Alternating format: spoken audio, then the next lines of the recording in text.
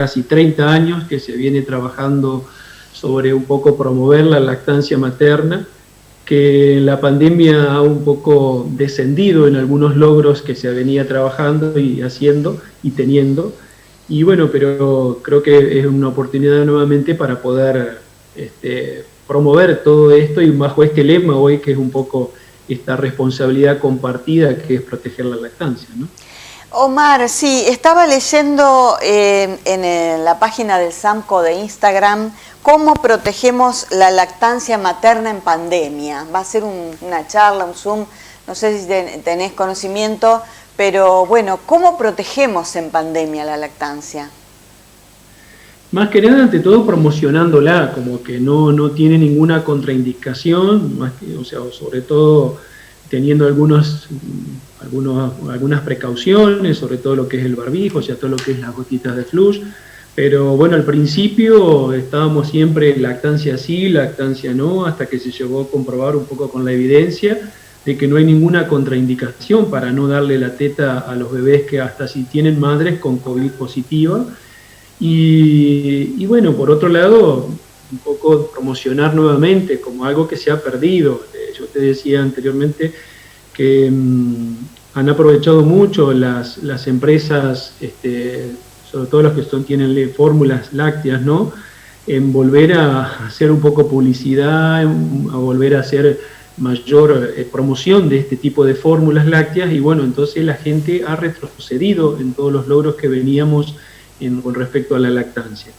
Y sobre todo, como siempre se organiza la OMS y UNICEF, lo que es un poco lo que vos dijiste recién, salva vidas. Yo creo que ese es uno de los principales objetivos todos los años, promover, porque realmente la lactancia salva vidas. Y independiente de la pandemia que estemos pasando, es decir, hay que seguir con la lactancia a full. Es el principal elemento, es el principal protector para ese recién nacido, ¿no? No me quiero ir del tema de la pandemia, vos lo dijiste, es decir, hay que tener precauciones, pero si la mamá tiene COVID, si tiene la enfermedad, ¿se tiene que sacar la leche de sus pechos y dársela en mamadera o lo puede amamantar? No, eso al principio dejaba dudas, es decir, salvo que la condición física de la mamá esté muy mal, o sea, si necesita oxígeno, si requiere una postura, si requiere otras medidas más de terapias intensivas, obviamente esa mamá no le va a poder dar la teta. Pero si una mamá que tiene COVID, y como la gran mayoría la ha pasado, con sintomatologías leves, respiratorias o más que allá de dolores, tranquilamente puede protegerse, vamos a suponer que esté tosiendo mucho, puede proteger su boca con un barbijo y puede darle la teta. Al principio dijimos no, más vale que esté distante, más vale que se saque la leche, pero la evidencia demostró todo lo contrario y no se ha visto casos de contagios con esas madres. Así que con simplemente tener la precaución de cada vez que tose o algo tener un barbijo, que algunos hasta lo discuten hoy por hoy, es decir, todo lo que aporta la lactancia como protección, con inmunoglobulinas, o sea, todo lo que es defensa para ese bebé, con más razón conviene darle la teta, ¿no? Por más que la mamá tenga COVID. ¿Y le puede pasar esas defensas del COVID a través de la leche al bebé también? Sí, si la mamá ya va teniendo anticuerpos, todos los anticuerpos pasan y también le pasarían los anticuerpos. Obviamente que si ya para crear anticuerpos ya tiene que estar saliendo del cuadro. Pero una mamá que tuvo COVID y ya está saliendo, con todo, o sea, con más razón le va a pasar esos anticuerpos. Bien. Sí. Eso más que nada hay que promocionar eso. Sí. Omar, el tema de cuánto tiempo, ¿viste? Hay mamás, es como vos decís, a veces el tema de la parte comercial, ¿no? Promocionar las fórmulas y decir, bueno, total es lo mismo. No es lo mismo una fórmula que la leche materna, aparte de ser más liviana, más digerible, no es lo mismo. No, hoy realmente ya eso está totalmente comprobado. La lactancia tiene que ser exclusiva hasta el 6º mes, exclusivamente solamente pecho, ni ningún líquido, ni agua, ni ningún otro agregado. Y después, bueno, se empiezan a agregar alimentos complementarios que se pueden dar, o sea, se va a ir dando y la lactancia se puede continuar prácticamente nadie lo discute hasta los 2 años. Algunos países hablan hasta más, pero generalmente hasta los 2 años no hay ningún tipo de problema. Obviamente que la leche, nada que ver, la leche es una célula viva, es una leche viva, perdón, por todo lo que tiene en cuanto a nivel celular. Y hoy también se habla todo lo que es el microbioma, la microbiota, con todas las bacterias que ayudan y previenen en cuanto a prevención de alergias, de enfermedades, que obviamente la leche de fórmula, por más que la leche de vaca se la quiere modificar a través de estas fórmulas, no deja de ser una leche a base de una leche muerta, se dice, porque no tiene nada, y por otro lado está preparada para un ternero que tiene mucho más estómagos y otro aparato digestivo que no coincide para nada con el lactante, con el ser humano.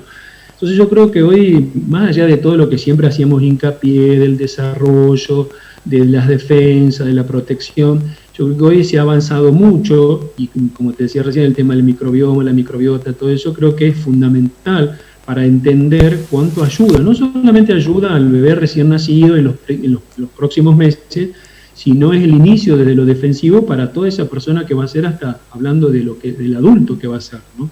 Por eso es importante la lactancia, ¿no? Omar, y el tema yo decía en el comienzo del programa, en la presentación, ¿cómo hace una mamá con mellizos? ¿Cómo hace? Contanos. Y de por sí la lactancia es todo, hoy un poco uno con los años que va teniendo, trabajando, a veces se aprende de memoria y pone el play y habla de muchas cosas en cuanto a técnica, en cuanto a ventajas, pero hoy se está haciendo mucho hincapié, y uno también con los años fue aprendiendo de la importancia de cómo contener, cómo escuchar, cómo preparar a esa mamá. Y con esto de los mellizos, bueno, con más razón, ya a veces es difícil con uno, es decir, cuando una mamá tiene que tiene su primer bebé, todo lo que es la aceptación, el puerperio, es mucho más difícil aún con 2. Pero lo importante es, bueno, prepararla, buscar ya de entrada el apoyo familiar. Yo creo que el apoyo familiar es fundamental en esa situación. Y en la lactancia, si bien puede tener algunas problemitas, por decirlo así, en cuanto al momento de la lactancia, cómo darle, pero a veces resulta más fácil que hasta con uno solo, porque se puede dar a los 2 juntos, hay una sola bajada de leche, se puede dar tranquilamente sin necesidad de tener que darle alguna fórmula complementando, solamente se puede dar leche, que ese es otro mito que a veces se dice hay que complementar. No es así. Obviamente hay que apoyar a la mamá para que descanse, para que come bien, para que duerma, todas estas cosas son importantes. Pero es totalmente posible, no es tan difícil como uno cree. Yo creo que pasa mucho más por aceptar toda esa situación, ese cambio, esa necesidad de, bueno, lloran los 2, o todo eso a nivel del inicio de ser padres, ¿no? Pero lo demás por la lactancia no hay ningún problema. ¿Y cada 3 horas es un mito o hay que respetar? ¿O cuando el bebé quiere? No, hoy es libre demanda, ya hace un tiempo que se viene trabajando con eso, y libre de demanda y no esperar que el bebé te pida. Nosotros, sobre todo al principio, hacemos hincapié en las primeras horas de vida a través de todo lo que es el contacto piel a piel, y a veces cuando el chico duerme mucho, bueno, con más razón le decimos, bueno, no más de 3 horas por el riesgo de la hipoglucemia, pero después, bueno, hoy está totalmente comprobado que cuanto más estimulación, más vaciamiento, es en mayor producción. Entonces es libre demanda, y a veces uno termina diciendo después de esto, para que nos entendamos, libre demanda es si está a las 24 horas del día, no hay problema.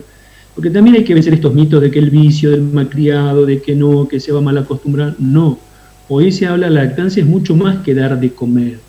Hoy es un vínculo, es un apego, es fundamental para el desarrollo todo neurológico de ese bebé y para todo lo que también ayuda a esa mamá. Entonces es importante fortalecer ese vínculo.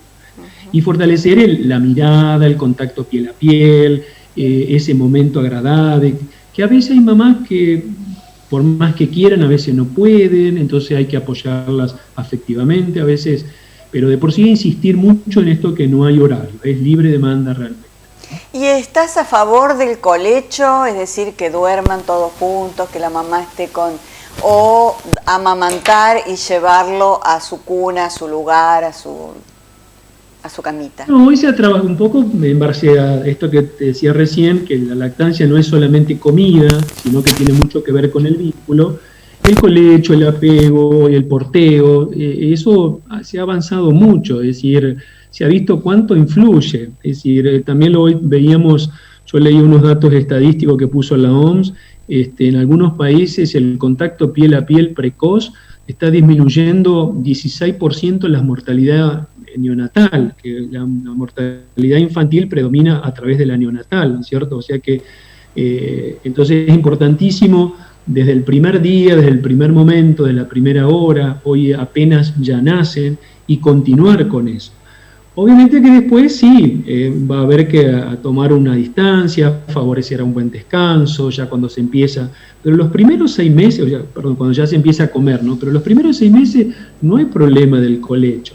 Después sí, ya cuando uno ve que ya es teta cada rato, ya hay un vínculo demasiado afectivo, bueno, uno tiene que poner y a veces dice, no descanso, no duermo bien, veo que me pide, bueno, un poco no es el destete, pero el corte, el poner un horario va a depender más de la mamá. El bebé va a seguir a gusto con esa forma, ¿no? Pero después, a su debido tiempo, se puede ir haciendo esa separación o esa independencia. Pero los primeros meses no hay ningún tipo de problema de esto del colecho, de tenerlo a cada rato, de prenderlo sin horarios. Hoy se trabaja mucho en eso, ¿no? Qué lindo. Se ve que hacía mucho que no hablábamos, Omar, porque nos has dado muchas pautas que quizás hace años atrás no estaban tan así permitidas, ¿no? Uno era más rígido. Esto que vos me estás contando, cómo ha mejorado, cómo ese vínculo hace que no haya tanta mortalidad infantil, cuántas cosas buenas que se ha conseguido, ¿no? Que se ha conseguido con el cariño y con el amor. Sí, esto yo creo que es algo que en muchos, no solamente en la lactancia, en la neonatología ha avanzado mucho el tema de lo que es la contención, favorecer el vínculo, el manejo del dolor, por ejemplo el tema de los cólicos, hoy bueno, es todo un tema que se haya visto que no es necesario dar nada. Antes, por ejemplo, dábamos enseguida los cólicos de los primeros días y enseguida dar algún antiespasmódico. Bueno, hoy se ha visto que no, que es mejorar la lactancia, mejorar las posiciones, mejorar ese vínculo, ver qué pasa también que lo lleva a ese llanto también al bebé con esa mamá. Creo que a nosotros mismos como pediatras nos ha un poco salido de lo científico desde el punto de vista de saber los beneficios, los riesgos y las cosas que tengo que hacer. Nos ha implicado a escuchar más, a esa empatía con la mamá en ese momento de dolor, a ver cómo lo mira.